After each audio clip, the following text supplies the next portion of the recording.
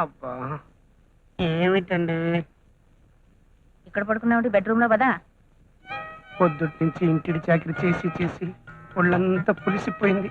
పైగా ఇవాళ ముక్కోటి ఆకాశమో ఉపవాసం ఉండేటప్పటికి మరీ నీరసంగా ఉంది. అమ్మమ్మమ్మ మీరెళ్ళి పడుకోండి.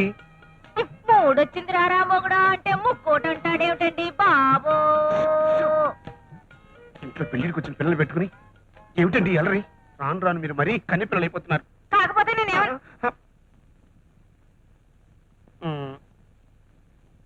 పదండి.